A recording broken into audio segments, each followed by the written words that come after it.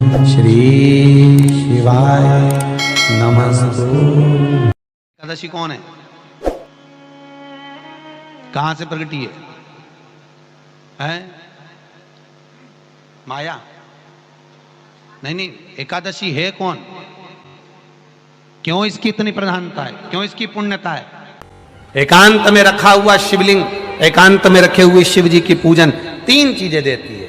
पहला, हमारी उम्र बढ़ाती है। दूसरा, बड़ी बीमारी शरीर में एकांत का शिवलिंग कभी नहीं आने देता। और तीसरा, हमारे जीवन में कभी वैभव की, सत्ता की और लक्ष्मी की कमी नहीं आने देता। ये एकांतेश्वर। ऐसा क्या है एकादशी में जो इसकी पुण्यता मानी जाए? कौन है ये जो भगवान नारायण तक एकादशी का व्रत करते हैं? सुभद्रा जी को भगवान जगन्नाथ ने, जगदीश ने एकादशी का व्रत कराया था। भद्र नारायण भगवान को माता लक्ष्मी ने एकादशी का व्रत कराया था। क्यों? चंद्रायण एकादशी व्रत की माता। एकादशी है कौन? तो कहा जिसको व्रत करने पर भगवान नारायण भी जिसका व्रत करते हो, भगवान माता लक्ष्मी जिसका व्रत करती हो, वो एकादशी है कौन? तो शास्त्र वर्णन करता है महाराज। स्कंद पुराण का सुंदर चातुर्मास्य खंड के अंतर्गत वर्णन आया है महाराज। एक बार भगवान विष्णु आनंद में विराजमान थे। पद्मावती और माता लक्ष्मी दोनों उनके पास में विराजी हुई थी महाराज, दोनों बैठी। भगवान लक्ष्मी और पद्मावती दोनों बैठी, एक सिर के पास, एक चरण के पास। कुछ समय बाद वहीं पर ब्रह्मदेव का आगमन हुआ और ब्रह्मा जी आगमन पाकर भगवान नारायण पद्मावती से लगकर उठे और उठकर लक्ष्मी की ओर झुके। झुकने पर इन तीनों के समागम से भगवान नारायण के हृदय चित्त से एक कन्या प्रकट हो गई। उस कन्या का नाम एका था। क्या नाम था? एका। अब 10 उसके गुण इतने प्रबल थे, वो 10 गुण उसके बड़े प्रबल थे कि वो एका जिसको निहारती थी उसको संपदावान बना देती थी।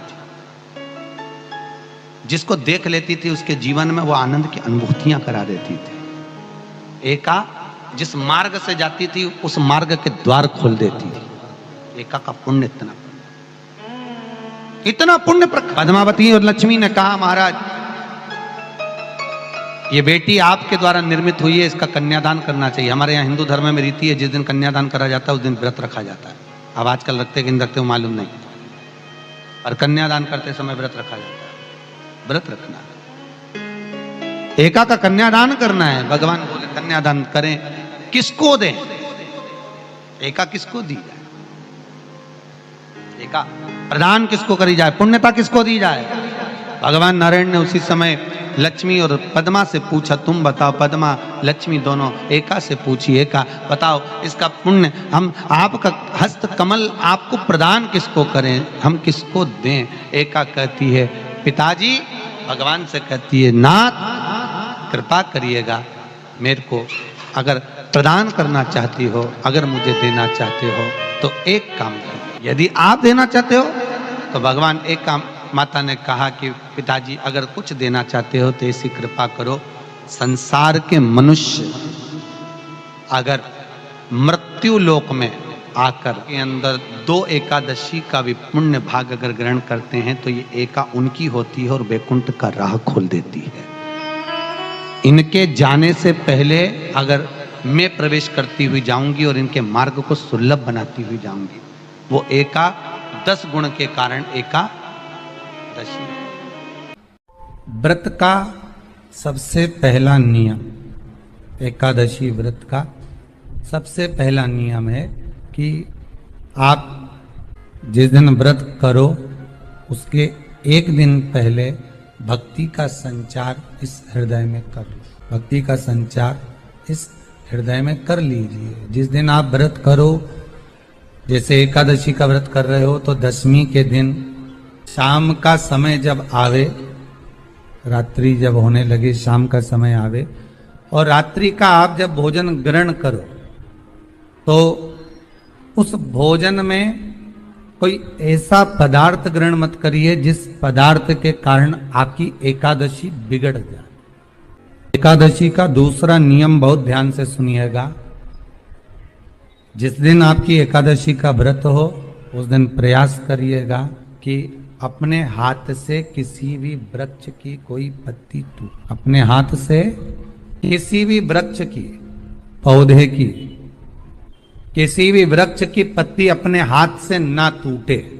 बहुत ध्यान दीजिएगा महाराज। एकादशी का ये दूसरा नियम है कि अपने हाथ से किसी पौधे की, किसी वृक्ष की, किसी डाली की कोई पत्ती ना टूटे, इसका प्रयास करिए।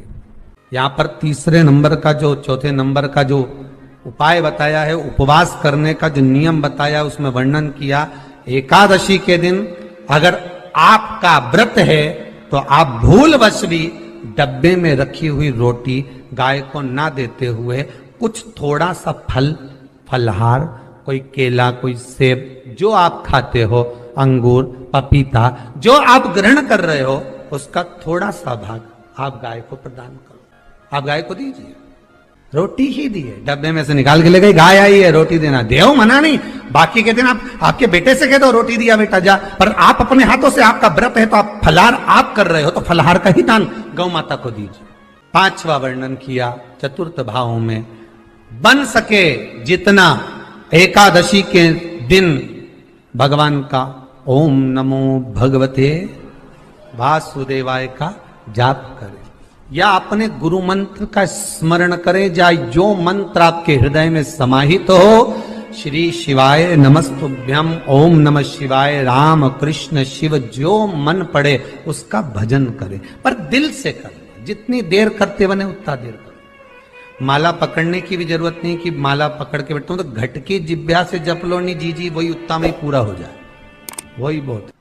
महाराज पांचवा नियम कहा, जिस दिन आपका व्रत रहे किसी निंदक से बात ना करें। निंदक जानते हो, भाई दूज के दिन, दिवाली की जो भाई दूज होती है ना, होली दिवाली की जो दूज होती है, उनमें ऐसा गोबर का भाई दूज बनाते हैं और पास में एक चुगलखोर भी बना है और चुगलखोर के ऊपर ऐसा भाटा धर दे, एक पत्थर।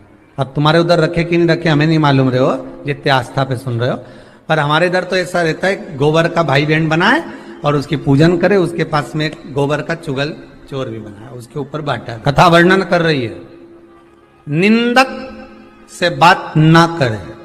मान लो किसी ने आकर आपको निंदा कर भी दी तो तुरंत सूर्य नारायण भगवान का दर्शन करें और 3 बार उनका दर्शन कर कर नेत्र बंद करें, तब जाकर वो निंदा जो अंदर गई है, अंदर पवित्रता प्रदान करेगी, तब जाकर एकादशी का व्रत लगेगा। पहले तो प्रयास करो, अगर जो निंदा करने आता है ना तो उसको उस दिन एकादशी वाले दिन दरवाजे पे लिख दो कि चुगल चोर। फिर कहा जीव की हत्या ना करे, अगला नियम है, अपने द्वारा जीव की हत्या ना हो, प्रयास करना, किसी को कष्ट ना हो।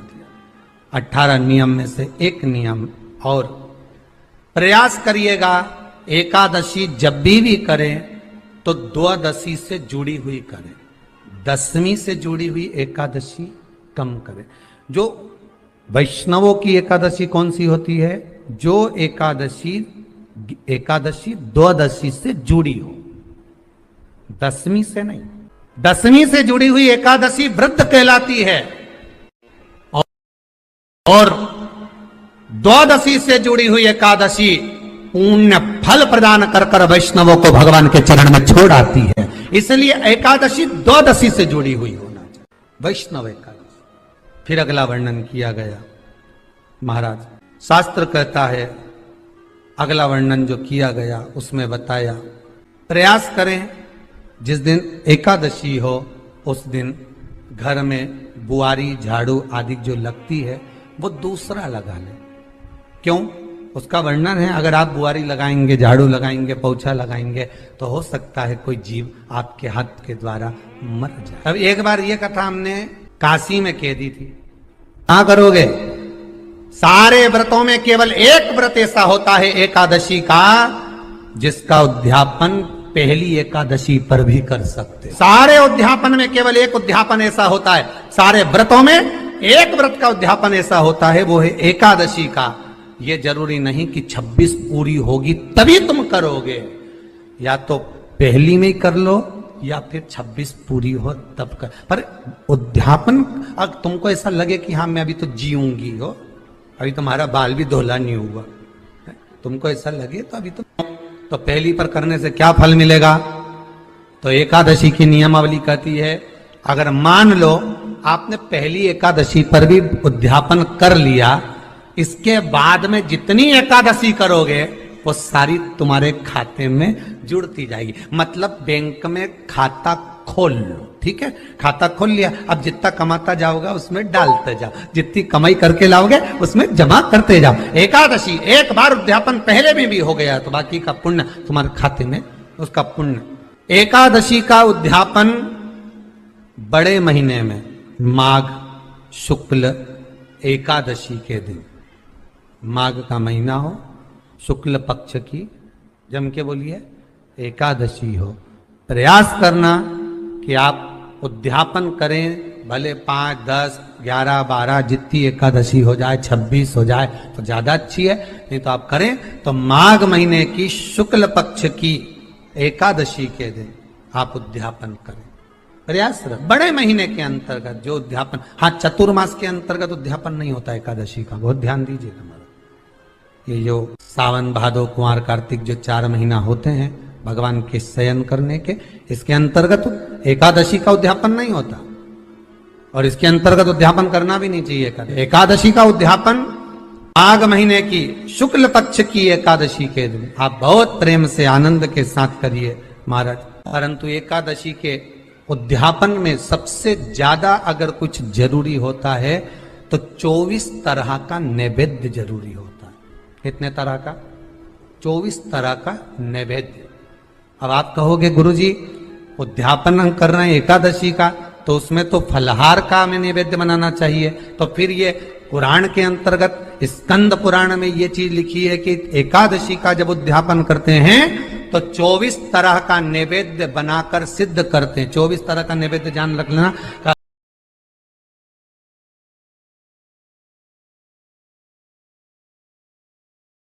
अलग अलग चाहिए। पर लोग क्या करते हैं, खोपरा पाक बनवा लेते हैं 1-2 किलो और 24 जगह रख देते हैं। 24 तरह का नैवेद्य रखा जाता है। एकादशी के दिन भगवान का पूजन का पूरी तैयारी कर कर, मंडल आदि बनवाकर, विद्वान ब्राह्मण को बुलाकर, कर्मकांडी ब्राह्मण को बुलाकर, जो भगवत सेवा में एकादशी का उद्यापन कराए, उन ब्राह्मण के चरणों को नमन कर कर, प्रणाम कर कर एकादशी का पूजन करवाइए। और उस मंडल की पूजन कराकर हवन द्वादशी को कराइए, एकादशी को हवन नहीं। एकादशी के उद्यापन का जो हवन होता है वो द्वादशी को। सब बोलिए एक बार जमकर, श्री शिवाय नमस्तुभ्यम। प्रैक्टिकल जरूर करना, कहीं सियोर वाला महाराज झूठ तो नहीं बोल रहा। शास्त्रों की बातें हमारे जीवन में हमें सुख प्रदान करे, इसलिए इस भाव का आनंद करते हुए आज की कथा को विराम देते हैं। वीडियो पसंद आई हो तो शेयर करें, लाइक करें, सब्सक्राइब करें। श्री शिवाय नमस्तुभ्यम, हर हर महादेव कमेंट बॉक्स में जरूर लिखें। महादेव आपकी सभी मनोकामनाएं पूर्ण